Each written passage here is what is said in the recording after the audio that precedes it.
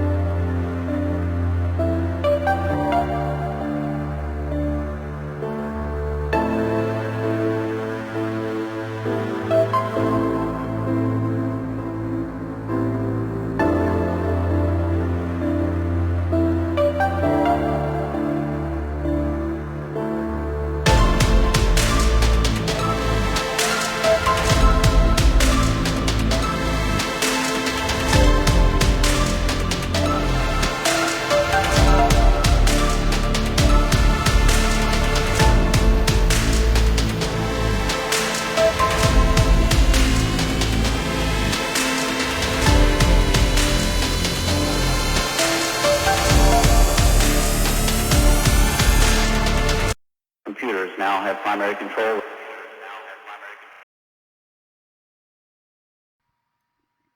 Brooks watched as the Leviathan consumed the shuttle. It had become engulfed in the reality break shadow much earlier, and all connection had been cut off. For some time there had been no visible change to the shuttle. The RBS was only a threshold, and crossing it did not cause immediate effects. Had there been a crew on the shuttle, though, they would have felt it, and soon after their minds would no longer be their own. 2 minutes later, the ship had visibly rippled as it had begun to alter, soon becoming something else. Its shape had blurred, its parts rearranging. It was deep within the shadow now, and there was no coming back. It was like watching a mad engineer retool a device into something that made sense only to him. After this point, it would not have functioned outside of the shadow of the Leviathan. Grim experience had taught Brooks that. Things altered beyond a certain point. If they left the shadow, they could no longer hold themselves together as matter. The resulting event was known as a matter failure, as the object broke down almost entirely into a burst of elementary particles and massive amounts of energy. This time, he did not have to see that. This time, he got to see something worse, as the bulk of the Leviathan came more and more into their reality. No longer was its eye simply a vague outline, but it had become something almost corporeal, and once it engulfed the thing that had been a shuttle, it ceased to be. "It is part of the Leviathan now," Kel commented. Early looked at him, but said nothing. "Launch all escape pods and craft as soon as they're ready," Brooks ordered. "Yapanaya, do you have firing solutions for the magnetic accelerators?" The woman looked up from her desk. She had been actively scribbling. "The system can't get firing solutions through the reality break shadow. We've calculated by hand down to the 20th decimal. In theory, it should be hard to miss something that big, but..." She gestured. "Nothing about them makes sense. But we're going to need to let it be closer before I can give you good odds on a hit. At most, 10 seconds before contact with the shadow." It was a matter of defiance, they all knew. Tens of thousands of ships had fired upon Leviathans in the past, and few, if any, projectiles even reached their target before they ceased to exist. And those that hit did little. How could they, against something so vast? Brooks accepted Yapanaya's words all the same, then looked to Early. "Evacuation status?" "The last shuttle is launching in 20 seconds, he stated. "We've got at least 80% of the civilian population and 15% of personnel off. The rest of the civilians voluntarily gave up their seats." Brooks looked at the stats. Out of 14,892 civilians, 11,943 were evacuated. Out of the ship's complement of 19,955, only 2,973 were evacuated. All were in non-combat roles. Every ship had evacuated full. Almost 20,000 left behind. Their lives were in his hands. All of them had moved to the furthest point in the ship from the Leviathan, if they could. He and the bridge crew would be closest to it, taking the fullest extent of its reality-defying presence. They had more escape craft, but they were running out of time. They would have to buy time for those escape craft and hope that the Leviathan did not notice them. And most importantly, they would have to call for help. "Last ship launched, sir," Early said. Brooks leaned forward, his voice quiet. "You're certain your daughters are out?" Early hesitated in answering, and when he did, the emotion bled through his mechanical voice. "Yes, sir. They are safe." Brooks spoke louder. "Then we had better make sure we do our duty." He clicked on a channel to address the entire ship. "To all souls aboard the Kraton, to battle stations. We are going to engage the Leviathan. It is not a desirable outcome, but we do it to give those who have escaped time. Thank you all." He closed the channel. "Send the emergency signal," he ordered. "As ordered, Captain," Cutter said. There was no bang, no dramatic sound as the engines overloaded. Not even a vibration. They simply did not work in that way. But they all felt it. It was an electric feeling, like static, but more so. It built until it seemed almost unbearable, and then it was gone. Kel staggered. Brooks looked at him and then stood to help steady the being. Touching him, he was not just cold, his body felt like rock, both in its unyielding nature and also its solidity. He could not right the man with any exertion. "Ambassador, are you—" "I am fine," Kel said, standing upright. His body moved like a marionette on strings, simply moving vertically. "Are you sure?" "You have more important things to do, I am certain," Kel replied. There was a bite in his voice that Brooks had not heard before. Brooks' skin was too thick to be bothered by angry words, but the Shoggoth was right. He looked at Cutter. "Message has been sent, Captain, and our engines are disabled. We have momentum, but that is all." "Time until we enter the shadow?" 2 minutes and 7 seconds, Captain," Sens reported. "Ready the mag cannons. Prepare to fire on my mark." "Sir," Ebo, the communications officer, said, "we've got contact from the Hev ship. It's the response team. They've got the ship working." Brooks breathed a sigh of relief. "Communicate to them the trajectories of the escaped ships. Ask if they can recover them if possible, if the Leviathan leaves after we're gone." "Sending now, sir. Lieutenant Commander Caravel is asking to speak with you as well." "Put him through," Brooks replied. "Put them on channel for the command bridge." Caravel's voice came through. There was a strange pitch to it that he knew came from the signal bending under the gravity of the Leviathan. The computer could not clean it up perfectly. "Caravel reporting," he said. "The Hev ship is fully functional. It had to jettison one section that we believe came too close to the Leviathan. Lost a portion of its crew, but still operational." "Like the shuttle, that section is now part of the being," Kel mused. "Had a near problem with one of our number, but all is well." His tone changed. We would sure like to know why you're moving to engage, sir." "The Leviathan is going to catch us no matter what," Brooks said. "We have to buy time." The reply was hesitant in coming. "Ah. Your families are among those evacuated," Brooks told him. "Thank you for your service. You have my commendations, Lieutenant Commander." "Thank you, sir." There was relief in his voice. Caravel's son lived with him on the ship. "Sir," Cutter suddenly said. "Ambassador," addressing Kel. "When you say shuttle and Hev section are now part of Leviathan, is this literal?" Kel nodded. "Yes, they are simply parts of it. As it split in two to follow us and the shuttle both, they are addendums to its body." Cutter's mandibles clicked rapidly. "Sir, if we target the Hev component, it is physical.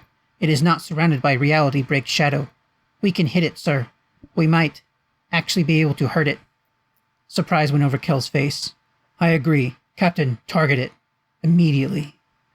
The idea made Brooks feel a surge of excitement until he saw the angle.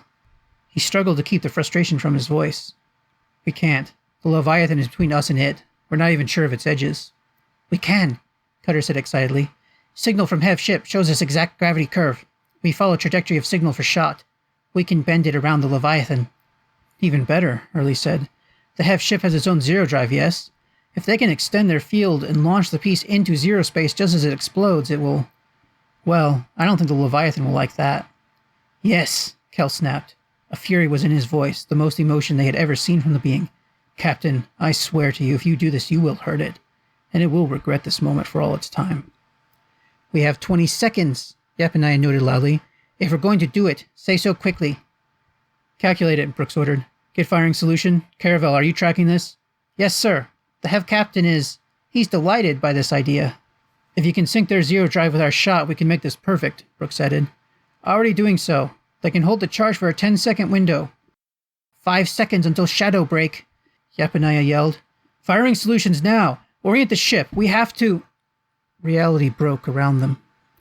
They heard it. A sound as the air itself around them shuddered, twisted, and altered.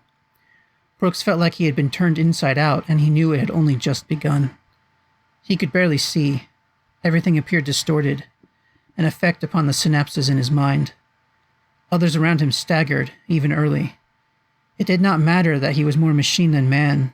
He was still just a being, and there was no resisting such a thing as a Leviathan. Save for Kel.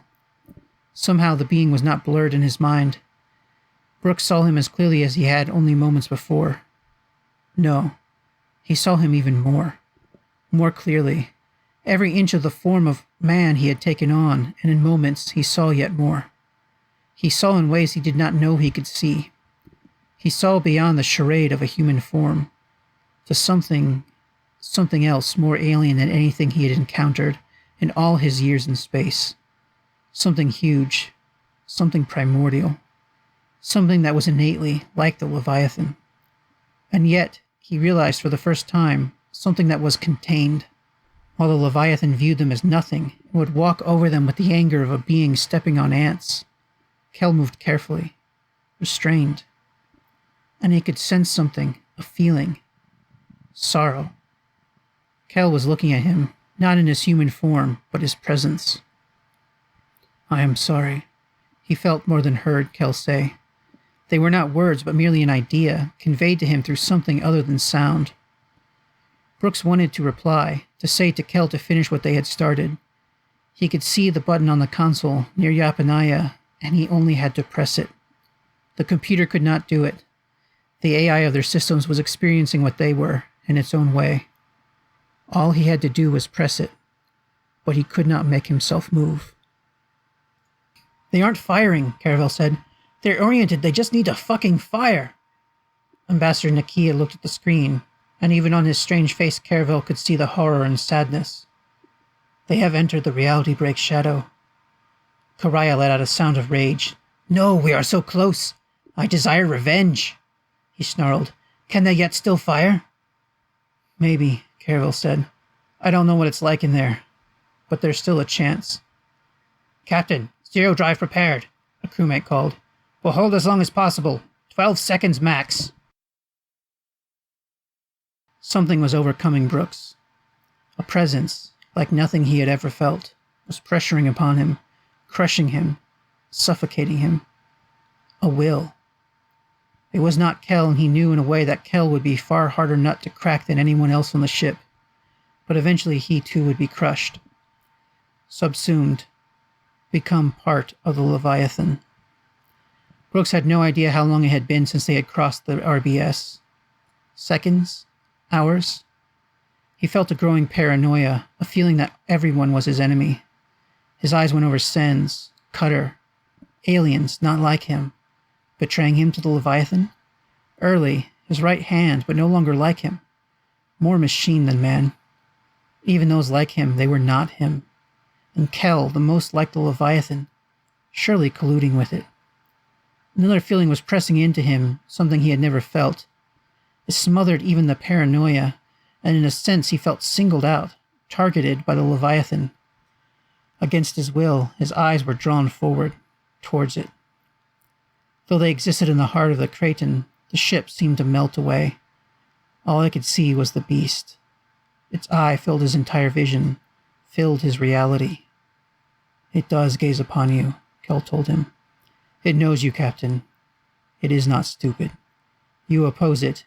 You desire to fight it. He heard the words, barely able to understand them. The feelings pressuring him, they were like nothing he had ever felt, emotions for which he had no name. Alien. Eldritch. Something moved between him and the eye. A shapeless mass that was all eyes, vague and unformed, but he knew somehow it was Kel, shielding him with its presence. Through all the rock and metal and space itself, the Leviathan could see, but not through Kel, through what he was. I cannot do this, Captain. I do not know what needs to be done. Only you can. Brooks did not know if Kel's presence was some protection or if it was his words, but he felt like something lessened. He strained everything, his mind and body, willing himself to move. Something took hold of him, something cold. It pulled him forward, closer to the console. Yes, he thought. He moved closer and willed with everything that he was to move his hand. Yapanaya was there, her hand so close to the button. She was straining everything she had to try and hit it and give the fire command. But she could not. She had no help. It felt like something broke inside him. He screamed and his hand lashed out. Did he hit the button? He could not even tell. The grip of Kel around him slackened, weakening. Even it was succumbing to the Leviathan. Brooks could only hope that he had done his duty. "Projectile incoming!" a Hev officer screeched. "Activate!" Karaya screeched. "Blood for blood!" The system activated and space deformed around the section that had been part of the Hev ship. It seemed to shrink, light around its edges that made it glow. The projectile moved far too fast for any eye to track, leaving only a searing afterglow. The section that had held thousands of Hev exploded, and for a brief moment they saw into a hole in reality itself. The fiery carnage and shattering debris, no matter how fast, could not resist the pull into that abyss. All motion reversed, and into zero space it went. Before they could see more, it was gone. But the effect was immediate. "Sir," Hev said, "the Leviathan has disappeared from scopes." "Gone?" Karaya gasped. "Dead? Tell me." "Just gone," Caravel confirmed, reading the sensors. I don't even know what else to say. It's like it ceased to exist, or..." He looked up. "It returned to zero space. The explosion was bright to us, but in that place, God, it must have looked like a supernova. And we just propelled it across space." Something cold creeped up his spine. Had they just done something terrible? If the Kraton had awoken something with a shout in the dark, what would an explosion that big bring? "The Kraton is not responding," Pierre's voice chipped in. "Her systems appear to be down. I can't raise anyone." Caravel looked to Karaya. "Captain." The Hev suddenly looked exhausted, but he nodded. "We will help your people, as you have helped us." "Thank you, Captain." Karaya's expression was something like a wry smile. "I do what I must to survive. But you are in trouble because you helped me. You could have kept going. I repay my debts, and my allies." His eyes went to the side, fixing upon Ambassador Nakia. "I only ask for one more thing. Take him off my ship." He addressed Nakia directly. "I am sure you will understand, Ambassador, that I no longer wish for your commission." Nakia nodded respectfully. "I understand, Captain. I simply hope you understand why I did what I did." The captain did not reply, and the ambassador approached him, taking a pistol from his belt carefully and offering it. "I return your property," Nakia said. Karaya accepted it without a word. Caravel watched it all, only able to wonder what that had been about. "I hope my presence will not be a problem, Commander," Nakia said to him. "I can offer you at least some commission if you wish. Whatever you feel is fair." "Not necessary, Ambassador," Caravel answered, smiling. "We don't charge commissions. I am sure I speak for Captain Brooks when I tell you, welcome to the Kraton." Pierre's voice came through the comm. "Commander, I think we had better get back. Immediately." Caravel waved to the rest of his crew. "She's right. Everyone bring only the equipment we might need. Let's get over there and make sure our people are all right." Captain Brooks. "Wake up, Captain." He felt a voice, but did not hear it. Somewhere in his mind, he knew that the stimulus was important, that he should react. But his mind did not want to. He wanted to rest, to simply float in the soft feeling that surrounded him. Sleep, his mind realized. It was sleep, and he was aware of it, aware of his own state of resting. But his own thinking on this was stirring him to wakefulness. Or maybe it was the voice? It was still calling his name, trying to bring him out of his own mind. "Captain Brooks, are you all right?" His eyes opened and the pain flooded in. His eyes hurt, his head pounded like a grand drum, and nausea rose in him like a tidal wave. With all his strength, he fought it down, and when he felt he could control himself, he opened his eyes. Iago Caravel was looking at him, scanning over him carefully. "Captain Brooks, how are you feeling?" "Not the best I've ever felt," he admitted, "but I'm fine." "All right, sir. All the same, we're going to take you to the med bay." Caravel clearly wouldn't accept no for an answer, but Brooks decided he would go on his own terms. "I'll walk," he said. Despite Caravel's protest, he heaved himself to his feet. His knees were weak, but he focused on them, trying to force them to remain steady. After some moments, he succeeded. Taking a tremulous step, he felt his strength returning.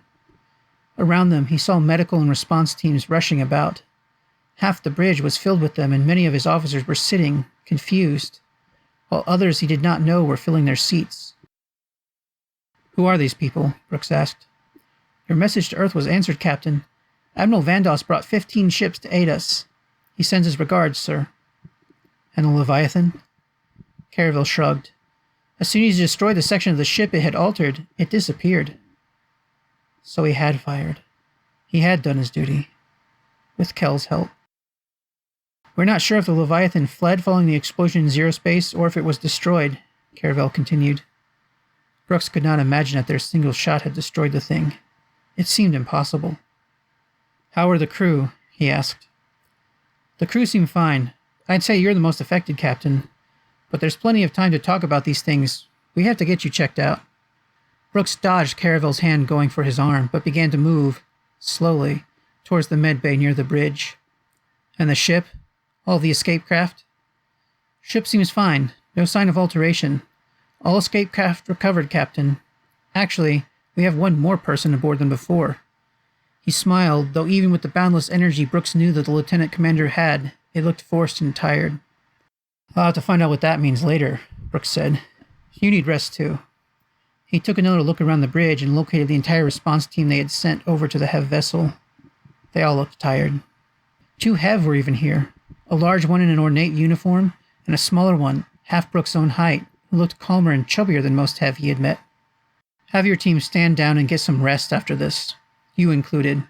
"Of course, Captain," Caravel replied, unconvincingly. But Brooks felt like he was plotting. As much as he had pushed himself to maintain the dignity of his station, he did not know if he could keep it up much longer. With Caravel hovering nearby to steady him if need be, Brooks left the bridge, making his way to the med bay. Others were filing in and out, but they gave him a wide berth, eyeing him with looks that ranged from fright to a deep respect. They could see what it took for him to walk, and yet he did it anyway. Entering the med bay, he sat down heavily on the nearest table, and a medical officer started towards them.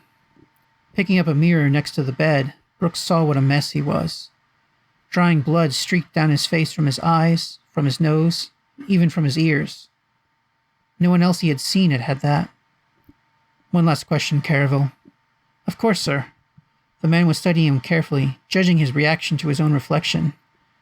Brooks kept his face stoic. "Where is Ambassador Kell?" he asked. The question was clearly not what the man had expected. I'm not sure, sir. He was the only one conscious when we came aboard. But since then I don't know where he's gone." "Thank you, Commander. Please take care of your team. And once again, good work." The man saluted him and left while the doctor came over to Brooks. "Sir, we're going to do a full medical scan. Do you have any particular concerns?" Brooks slowly lay back on the bed. His eyes drifted closed, and though he did not pass out, he felt drained of all strength, barely able to lift his head. He still felt watched. When he closed his eyes, he could still see an afterimage of the eye of the Leviathan. He doubted that it would ever truly leave his vision. "No," he lied to the doctor. "Aside from tired, I feel fine."